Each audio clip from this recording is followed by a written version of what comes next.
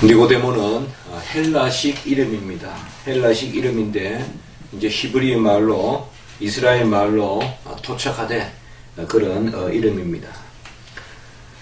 이 니고데모는 바리새인 중에 속하였고 그리고 유대인의 지도자라고 이렇게 소개되어 있습니다. 바리새인은 바로 파라시, 바로 분리하다, 나누다라는 뜻에서 나온 그런 이름입니다. 왜 이런 말이 나왔는가 하면 바리새인들은 자신들이 하나님의 말씀에 있어서 특별히 분리되었다라고 생각했습니다. 분리되었다는 말은 어떤 분파주의를 말하는 것은 아니고 그들이 하나님의 말씀에 정수를 깨닫고 있고 숨겨진 의미를 알고 있다고 생각했습니다. 오직 바리새인들만이 하나님의 말씀의 비밀을 알고 있다라고 이렇게 생각한 것입니다. 하나님은 이스라엘 백성에게 많은 특권을 주었는데 로마서에 보면 그 중에서도 말씀을 맡은 특권이 가장 크다라고 이야기했는데요. 이 바리새인들은 특별히 자신들이 그런 말씀을 가진 사람들, 말씀의 정수와 말씀의 비밀, 일반 사람들은 말씀의 비밀을 모른다. 자기 바리새인들만 말씀의 비밀을 안다라고 생각해서 자신들은 분리된 사람들, 구별된 사람들 중에 구별된 사람들, 그러니까 아주 교만하고 아주 우월의식이 있고 그런 사람이 바로 바리새인들입니다. 사실상 바리새인들은 주도적인 지도자 그룹은 되지 못했습니다. 그래서 그들은 금식하고 또 경건한 삶을 살고 자신들의 거룩을 강조하다 보니까 그 당시에 광야로 나가고 하는 그런 또 분파도 생길 수 있습니다. 우리가 에센파라고 해서 그 당시에 아마 세례 요한도 이 에센파가 아니냐라고 하는 그렇게 보는 학자들도 있지만 바로 이런 분파도 크게 보면 바리새인 분파라고도 또 우리가 여길 수 있습니다. 그런데 오늘 여기에 나오는 니고데모는 바로 바리새인이지만은 유대인의 지도자다라고 이렇게 나와 있습니다. 바리새인들은 다스리는 그런 주류의 사람은 아니었습니다. 그들은 율법학자고 그리고 율법을 맡은 그런 어떤 교법사들 이런 사람들이 많았지만은 그러나 오늘 여기 니고데모는 바로 지도자로 어떻게 보면 두 가지 특징을 함께 아우르고 있는 아주 율법에도 뛰어나고 스스로 생각하기에 그리고 금식도 하고 또 정해진 기도도 하고 바리새인들은 또 남이 듣도록 기도를 많이 하잖아요. 이런 어떤 외식적인 그런 삶 가운데서 어떤 자기가 율법에 대한 해박한 지식을 가지고 있다는 그런 우월함과 함께 그리고 유대인들의 지도자다라는 그런 지적을 함께 가지고 있습니다. 어떻게 보면 흔하지 않는 그런 사람이라고도 볼 수 있습니다. 이 니고데모가 이제 무슨 의문이 있는지 2절에 보면 밤에 예수께 와서 이르되라고 이렇게 말하고 있습니다. 물론 밤에 낮에 우연히 밤에 올 수도 있고 또 낮에 올 수도 있겠지만은 특별히 밤에 이렇게 찾아왔다는 것은 주도 면밀하게 질문을 하기 위해서 왔다고도 볼 수가 있고 또 어떻게 보면 조금 남의 낯을 피하여서 남이 알지 못하게 은밀히 우리 예수님을 찾아왔다고도 볼 수가 있습니다. 왜냐하면 바리새인들이 알게 되면 이게 큰일이잖아요. 예수를 밤에 만나러 갔다. 낮에 예수를 만나러 가서 예수님께 뭐를 묻고 한다는 것은 바리새인들에게는 어떻게 보면 구설 수 있는, 오를 수 있는 그런 이야기잖아요. 나중에 우리 칼빈이 니고데모에 대해서 니고데모파다. 그래서 당시 불란서에 남아있던 그런 기독교, 개신교인들을 바로 니고데모파다라고 이렇게 비판한 적이 있는데요. 그들이 낮에는 가톨릭이고 로마 가톨릭이고 밤에는 개신교고 하니까 그들에게 바로 니고데모파다라는 이런 이름을 붙였는데 그 니고데모파라는 이름이 바로 이 여기에 니고데모에서 나타납니다. 어떻게 보면 우리 성도들의 삶도 6일간 직장에서는 그저 할 거 다 하고 한 번도 복음에 대해서 증거하지 않고 그저 어울려 살고, 그리고 주일날은 교회에 오는 이런 사람들을 우리가 칼빈식으로 표현하면 니고데모파라고는 부를 수 없지만은 그래서 니고데모적인 그런 성향을 가진 사람이 아니냐라고 한번 생각해 볼 수도 있겠습니다. 어쨌든 니고데모는 밤에 예수님께 찾아왔습니다. 그래서 2절에 보면 우리가 당신은 하나님께로부터 오신 선생인 줄 안다 라고 해서 우리가 바로 라고 이야기하면서, 여기 우리는 누군지 모릅니다만은 아마 무리들, 군중들이 또 바리새인들이 하나님께로부터 오신 선생인 줄 아는데, 왜 하나님께로부터 오신 선생인 줄 아느냐? 그 근거가 바로 2절에 있습니다.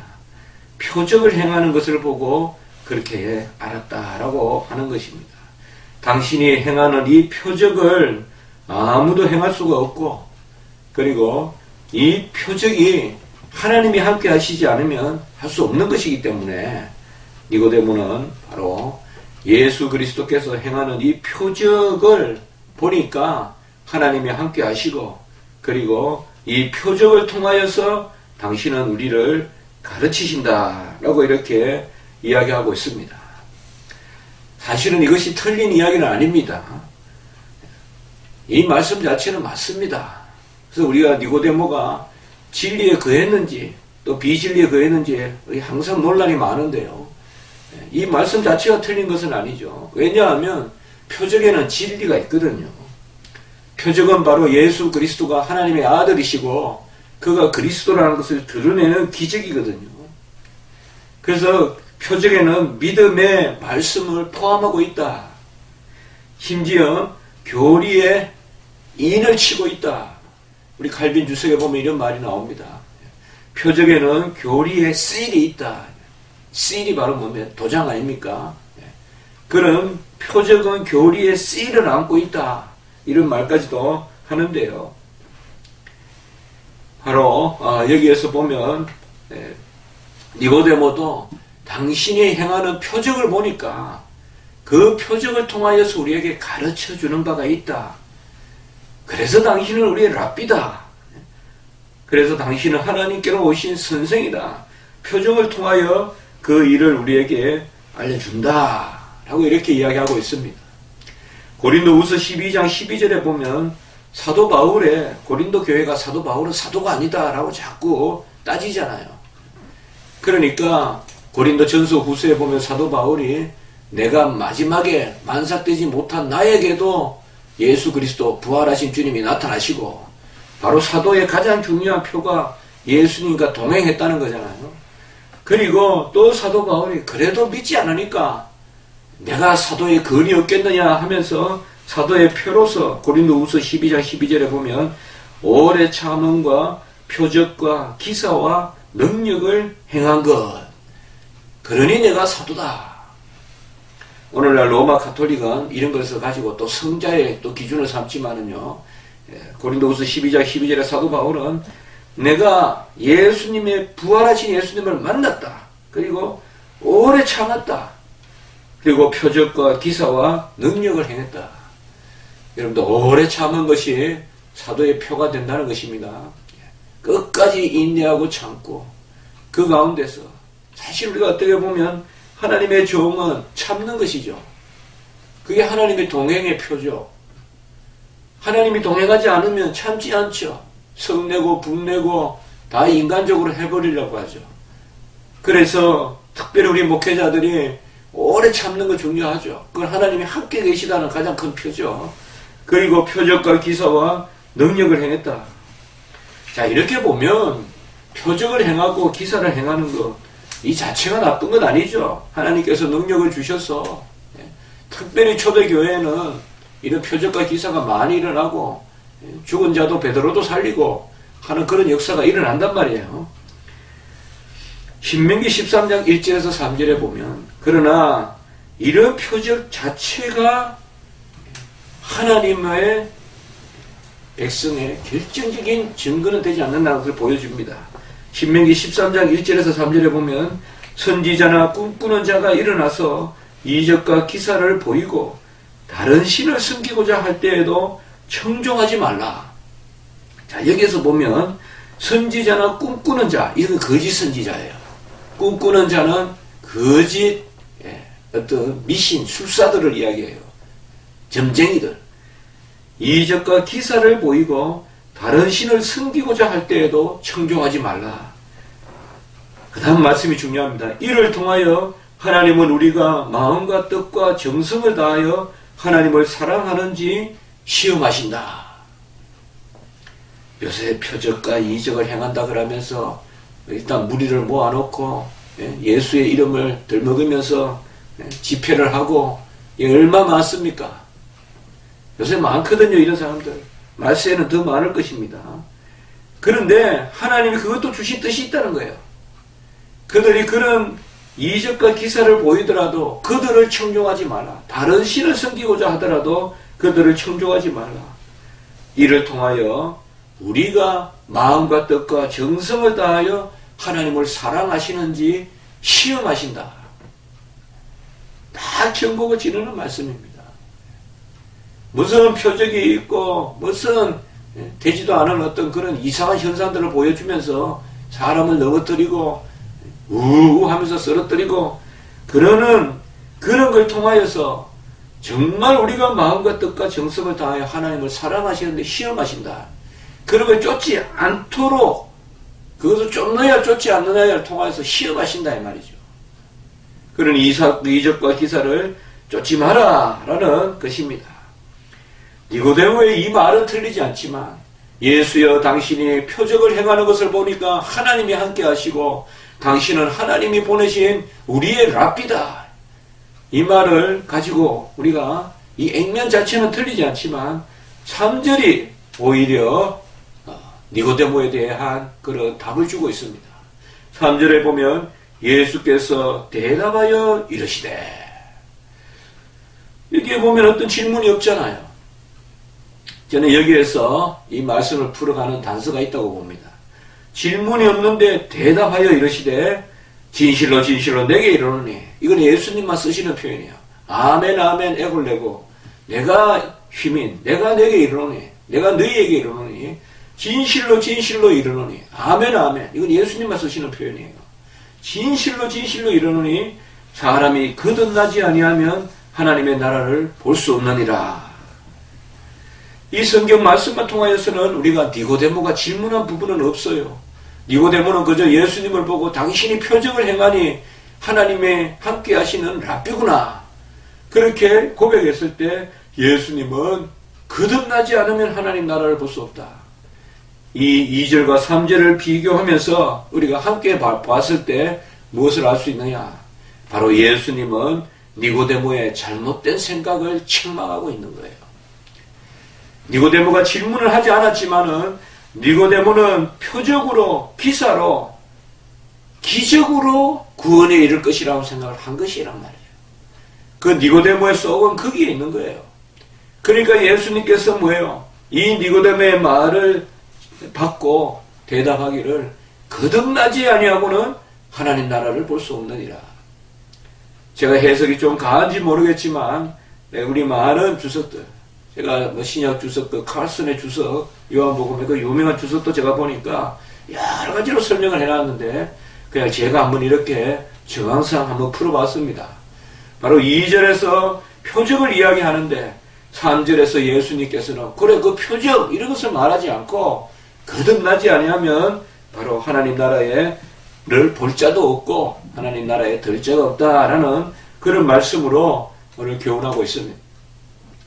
벌써 우리가 지난주부터 봤지만은 예수님께서는 유월절을 지키시러 예루살렘에 가셔서 많은 표적을 일으키고 그리고 또 사람들이 표적에 대하여 질문을 했을 때 바로 예수님께서는 성전을 헐고 다시 짓는 바로 부활의 표적밖에 없다라고 이렇게 이야기해서 어떻게 보면 구원의 도를 가르쳐 주셨습니다. 벌써 예수님의 사역의 초기부터 이런 표적에 대한 그런 논란이 있는 것입니다. 사람들은 기본적으로 표적을 보고 쫓아다녔다 이 말이에요. 기적을 보고 쫓아다니고 그러나 여기에서 많은 표적을 행하는 것을 보고 니고데모가 와서 그 표적을 들먹이면서 그 표적을 보니 당신은 하나님의 아들이고 랍비다라고 했을 때 바로 예수님께서는 3절에서 전국을 찌르시는 말씀이 바로 그런 표적으로 그런 표적을 행하려 내가 오신 게 아니다. 내가 표적을 행하고 너희들의 병을 낫게 하고 너희들에게 먹여주려고 온 게 아니다. 내가 이 땅에 온 것은 바로 너희들을 거듭나게 해서 하나님 나라에 들게 하려 왔다. 천국 백성 삼으러 온 것이지 바로 표적 보여주러 오신 것이 아니다. 아무리 표적이 많고 아무리 기적이 많다고 해서 그것으로 구원에 이를 자 없다. 내가 하나님의 기적적인 은혜로 병나음을 얻어도 기적적인 은혜로 풍성한 물질적 복을 받아도 그것으로 구원에 이르지 못합니다. 어떻게 보면 일반 은총도 하나님의 은총입니다. 세상 사람들도 다 하나님의 은총을 입고 삽니다. 이 가을의 추수는 누가 주시는 겁니까? 이 겨울에 춥지 않고 떨지 않고 따뜻한 방에서 자는 이런 온방과 또 여름의 냉방과 그리고 모든 가실과 이런 모든 환경을 누가 주시는 것입니까? 겨울이라고 떠는 적이 없고 여름이라고 더운 적이 없는 이러한 삶을 누가 주시는 것입니까? 이렇게 부유하고 복되게 채우시는 분, 그 모든 믿지 않는 사람들에게도 채우시는 복은 하나님으로부터 나오는 것입니다. 일반 은총 그렇게 주셔도 사람들이 감사하지 않잖아요. 아무리 하나님은 이 기적을 행해도 사람들은 이 기적으로는 구원에 이르지 못합니다. 이스라엘 백성은 그 많은 표적을 봤습니다. 사도 요한에 의하면 그가 행한 것은 이 땅을 다 채우고도 다 기록할 수 없다고 했는데 그것을 보고도 이스라엘 백성들은 예수님을 십자가에 못 박고 예수님을 인정하지 않았습니다. 바로 오늘 말씀을 통하여서 거듭나지 아니하면 하나님의 나라를 볼 수 없다. 어떤 거로도 되지 않습니다. 우리 구원은 누가 뭐라 그래도 말씀으로 성령의 역사로 내 영혼이 전인격적으로 거듭나는 그것에서 하나님의 구원이 있는 것이지 어떤 행사로도 어떤 표적으로도 그 자체로 구원에 이를 사람은 아무도 없는 것입니다. 우리는 바로 가장 큰 표적이 뭡니까? 예수님께서 죽으시고 부활하시는 요나의 표적, 성전의 표적. 성전을 헐고 다시 쌓는 십자가에서 성전을 사흘 만에 다시 짓는 선지자여 네가 네 자신을 구원해보라. 그래 십자가에 달리신 우리 주님에게 저주하고 모욕하지 않았습니까? 우리는 바로 부활의 백성이지 않습니까? 우리에게는 지금 다른 어떤 표적이 필요 없다 이 말입니다. 니고데모는 4절에 보면 바로 그의 지식의 한계를 드러내고 있죠. 사람이 늙으면 어떻게 날 수 있나이까? 모태에 들어가 다시 날 수 있나이까? 이런 질문은 우리가 보면 너무 참 유치하고 어설픈 질문이죠. 니고데모는 거듭나는 것을 물리적, 생리적으로 이해하고 있죠. 물리적으로 거듭나는 것, 생리적으로 거듭나는 것으로 이해하고 있죠. 이것은 도무지 거듭남의 비밀을 알지 못하고 거듭남의 교리를 알지 못한다는 것입니다. 그렇게 구약의 거듭남의 비밀을 가진 사람들이 얼마나 많습니까?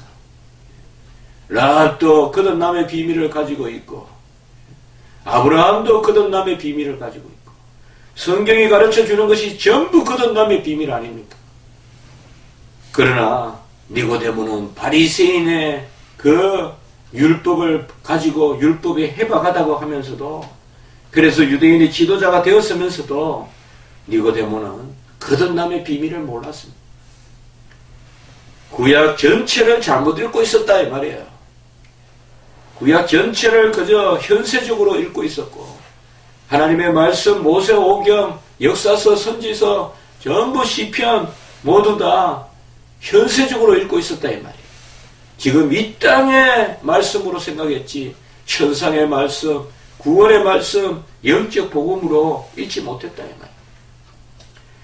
이거 우리가 개탄해야 됩니다.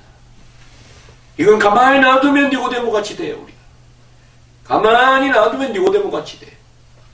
가만히 놔두면 현세적이에요. 우리 인간은 가만히 놔두면 이성적이에요. 끊임없이 자기를 쳐서 복종시키고 자꾸 소수로 나를 끌고 가야 됩니다. 다수는 니고데모예요. 소수가 돼야 돼요. 자꾸 깨어서 기도하고 자꾸 영적인 것을 세상에 속한 것을 위의 것을 추구해야 위의 것을 다루는 백성이 되지. 가만히 놔두면 내일 죽는 사람이 오늘 여전히 현세를 걱정하고 있고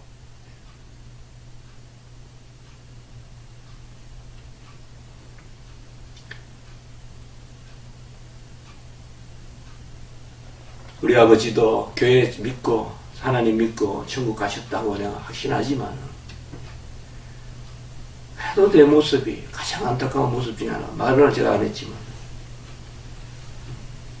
마지막 이야기가 내 지갑이 어디 있느냐. 그게 우리 인간이에요. 그게 우리 아버지가 잘못됐다는 게 아니라 잠시 의식을 해보겠는데 지갑이 어디 있느냐, 통장이 어디 있느냐, 그걸 찾으시는 모습 우리 형한테 들었습니다만 그럼 많은 생각을 해봤습니다. 그게 뭐가 필요했느냐, 그게 뭐가 필요했느냐. 병사에서 다시 일어나지도 못하잖아요. 그러나 과연 얼마나 누가 그것으로부터 자유롭겠어요. 니고데모는 바로 이런 현세적인 하나님의 말씀에 대한 이해를 했다는 것입니다. 평생 구약 읽고 평생 신약 읽고 평생 복음서 읽어도 여전히 우리의 성경은 현재적인 삶을 떠나지 못합니다. 끝없이 현재적인 삶 가운데 판단하고 다른 사람들을 정죄하고 어쨌든 내일 죽어도 오늘 내가 막 옳고 하나님이 옳다고 하지 않고 내가 옳고 끝까지 판단하고 니고데모도 바로 그런 오리에 속하여 있습니다. 니고데모는 분명히 여기서 우리가 알 수 있는 것은 복음을 영적으로 이해하지 아니하고 선택 백성의 예정 그 백성의 전적인 은혜를 이해하지 아니하고 공로주의에 쌓여 있었고 표적을 즐기는 어떻게 보면 지극히 인본주의적인 사람이었다고 생각해 볼 수도 있는 것입니다. 그렇게 여겨볼 수도 있는 것입니다. 너무나 인본주의적인 사람. 그저 거듭난다고 하니까 물리적으로만 이해하고 그리고 표적을 통하여서 판단하고 그 이상 나아가지 못하는 그 사람이 니고데모가 아니었는가.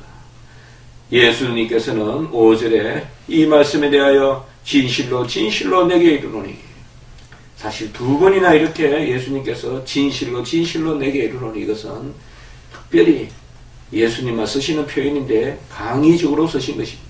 물과 성령으로 나지 아니하면 하나님의 나라에 들어갈 수 없느니라 라고 이렇게 말씀하고 있습니다.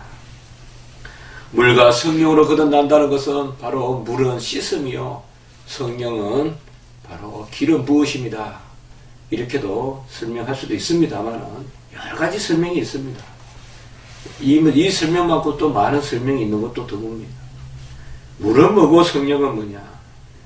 물은 제사함이고 성령은 바로 의를 부어주시는, 그런 기름 부어주시는, 의를 증가해 주시는 그런 능력이다라고 이렇게 해석하는 경우도 있고, 아니면 물과 성령은, 물은 가장 맑은 것이고 성령은 가장 투명하게 비추는 것이니까 이것은 세속적이지 아니한 것을 의미한다라고 해석하는 경우도 있습니다.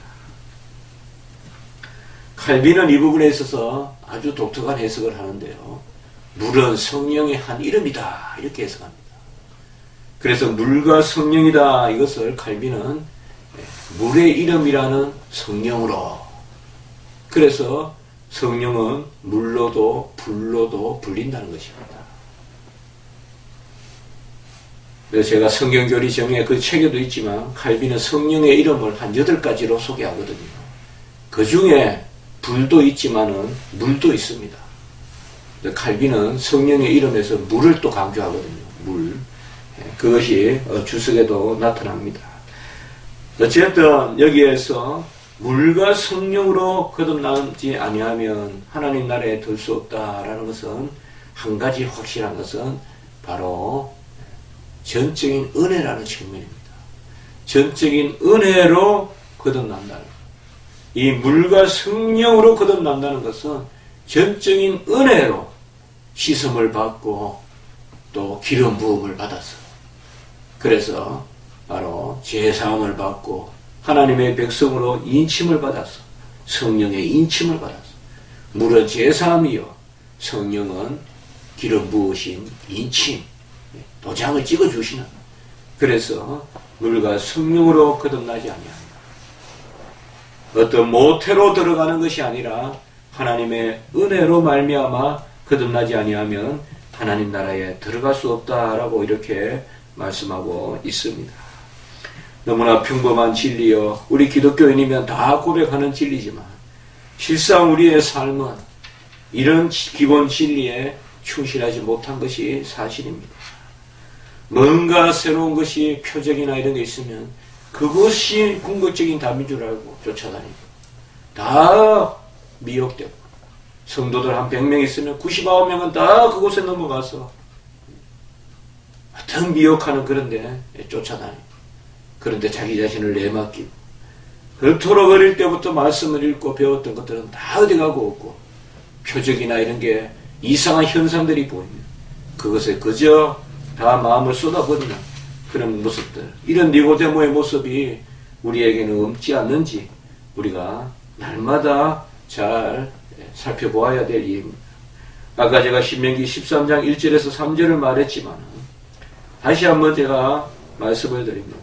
선지자나 꿈꾸는 자가 일어나서 이적과 기사를 행하더라도 그것을 통하여서 하나님께서는 우리가 마음과 뜻과 정성을 다하여 하나님을 사랑하는지 시험하시려고 주신 도구다. 그래서 이상한 이적과 기사, 뭔가 세상적이지 않는 걸 보일 때 그것이 하나님이 아니라, 그게 하나님의 능력이 아니라 그런 것을 통하여서 하나님은 우리를 시험해서 진짜 우리가 마음속으로 뜻과 마음과 정성을 다하여 하나님을 섬기는지 시험하신다. 이 말씀을 우리가 잘 붙들면 하나님께서 이 시대에도 기이한 현상들, 이런 것을 허락하시는 이유를 알 것입니다. 그런 비일상적인 현상이 일어나더라도 그것이 하나님의 능력이고 섭리라고 보지 말고 그것은 오히려 잘못된 것으로 우리의 신앙을 시험해서 정말 마음과 뜻과 정성을 다하여 중심으로 하나님을 섬기고 있는지 그것을 시험하려고 주셨다는 것을 우리가 기억하고 이 신명기 13장 말씀을 답으로 삼아서 이 시대를 경계하고 깨우치는 그런 역사가 있기를 바라는 것입니다. 한번 기도드리겠습니다. 하나님 아버지, 니고데모는 바리새인으로 큰 그런 자부심으로 살았을 것인데 그가 아버지여 구별된 말씀의 그런 아버지 백성으로 알려진 바리새인이라고도 하면서도 도무지 거듭남의 비밀을 알지 못하고 구약의 그런 말씀을 많이 읽었음에도 불구하고 도무지 그것을 하나님의 뜻 가운데 이해하지 못하고 현세적으로만 이해해서 거듭나는 것을 그저 물리적으로 생리적으로만 이해한 이런 모습을 통하여서 우리가 아버지의 니고데모를 그저 탓할 것이 아니라 우리 안에도 이런 미숙한 신앙, 전혀 하나님의 뜻과는 어긋나는 그런 신앙의 흔적들이 없는지 우리가 살펴보게 도와주시고 정말 거듭남의 그 역사를 굳게 붙들어서 어떤 표적과 기사와 이적에 요동치지 아니하고 중심을 하나님께 합하는 그런 저희들이 되게 해 주시옵소서. 오늘 주일 아버지여 예배를 통하여 역사하여 주시고 우리 주일학교와 우리 오전 예배와 오후 예배를 통하여서 하나님 크게 저희들을 불쌍히 여기시고 우리가 성을 찬양하고 성삼위 하나님께만 영광을 올리는 오늘 한 예배가 되게 해 주시옵소서. 감사하고 구주 예수 그리스도 이름으로 기도드리옵나이다. 아멘.